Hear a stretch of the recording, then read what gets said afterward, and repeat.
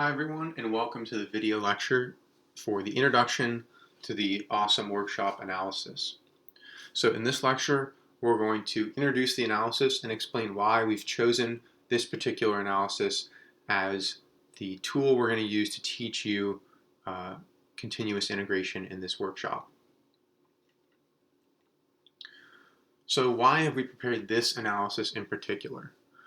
It's useful for us to have a common baseline for teaching all of the different tools that you will see in physics and beyond. So we want to have a working example that is simple but complex enough to have you encounter common problems that you would see in a physics analysis.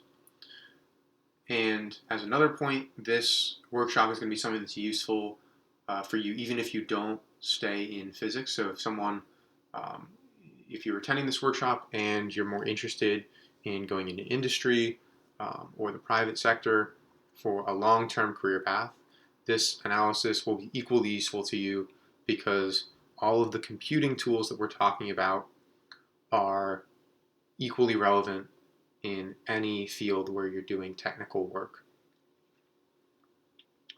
So, what is the analysis that we've prepared?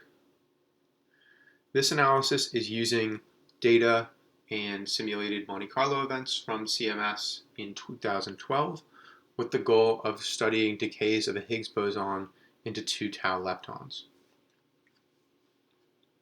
So while, like we said, this example is somewhat simple, it is still following the setup of the official CMS analysis. So this isn't some super contrived toy example. This is real physics analysis that we're going to be doing, even if we are sort of cutting some corners and glossing over some important technical components of the analysis. So the Higgs search in 2012 was looking for a signal from a Higgs boson decaying into 2 tau leptons.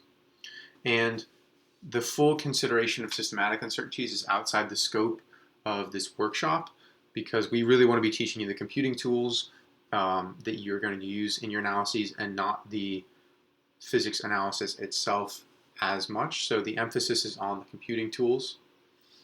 And so the analysis is reduced a little bit because we're not considering all the systematic uncertainties. But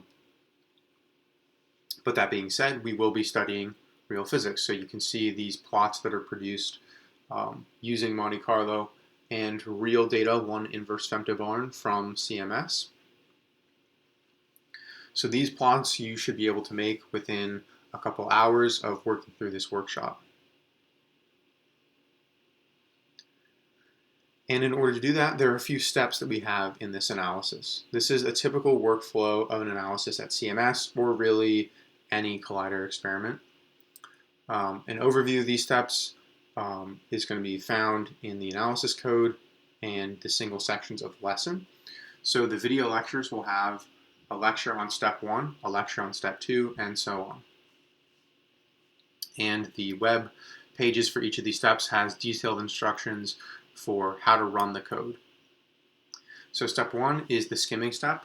We're going to take nano AOD files containing the data and the Monte Carlo, and we're going to reduce the size of these data sets significantly and perform some kind of selection to find events that we believe are likely to have originated from the Higgs boson. So once we've produced these skimmed data sets in step 1, we move to step 2.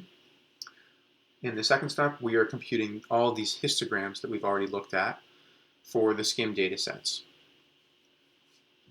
Because of the data-driven QCD estimation, which we'll explain in the next video, similar histograms have to be produced with same charged sign lepton pairs. So we're producing basically every histogram twice for a data and control region. There's going to be multiple hundreds of histograms which are combined to produce the plots we've already shown. So there's a lot of histograms going on. And in step 3, we're going to take those histograms and produce those plots that we've shown. The plots make it possible to study the contribution of different physics processes to the data taken with the CMS detector. And this is the first step towards searching for the actual Higgs, is looking at the plot.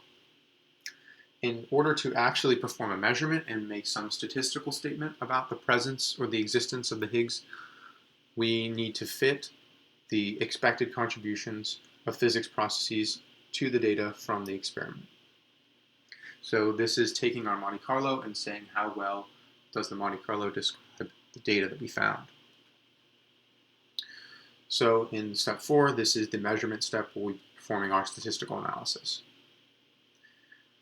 Finally, another disclaimer, we've already mentioned it once or twice, but we've neglected a lot of the uncertainties. So plots are to be interpreted qualitatively, and you're supposed to understand qualitatively the physics, and we're going to be diving deeper into how to interface good computing practices with a physics analysis. So like we said, this analysis is pared down. It's a little bit simpler, but it's still real data and real physics. And finally, have you set up your environment correctly? Please follow this link to the setup and set up your code appropriately. There are 2 setup videos, one for Docker and one for LX Plus or CVMFS. So follow the LX Plus video if you have a CERN account, and if you don't, follow the Docker video. Okay, and that's all I have for this video. We'll see you in the next video on the physics background.